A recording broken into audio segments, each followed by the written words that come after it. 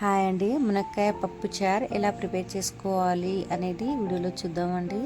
కుక్కర్లో 1 కప్పు పప్పు తీసుకొని ఫ్రై చేసుకోవాలండి. ఈ విధంగా ఫ్రై చేసుకోవడం వల్ల మనకి టేస్ట్ బాగుంటుందన్నమాట. చారులోకి ఉడకడం కోసం వాటర్, అలాగే కడిగేసుకున్న పప్పు, టమాటా, పచ్చిమిరపకాయలు, సాల్ట్, పసుపు వేసుకొని కరివేపాకు వేసుకోవాలండి.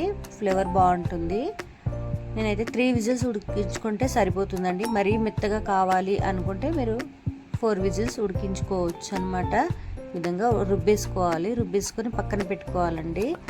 అలాగే మరో పక్కన ఆయిల్లో ఫ్రై చేసుకోవాలన్నమాట. మునక్కాయలకి సాల్ట్ వేసి ఆయిల్ వేసి ఫ్రై చేసి పక్కన పెట్టేసుకోవాలి. అదే గిన్నెలో మనం ఎల్లిపాయలు, ఎండుమిరపకాయలు, కరివేపాకు, జీలకర్ర వేసుకొని ఆయిల్లో మంచిగా ఫ్రై చేసుకోవాలండి. ఫ్రై చేసుకున్న తర్వాత మనం పప్పు అందులో వేసేసుకోవాలి. చింతపండు పులుపు ఎంత కావాలి అనుకుంటే దాన్ని బట్టి మీరు పులుపు వేసుకోవాలి, చింతపండు.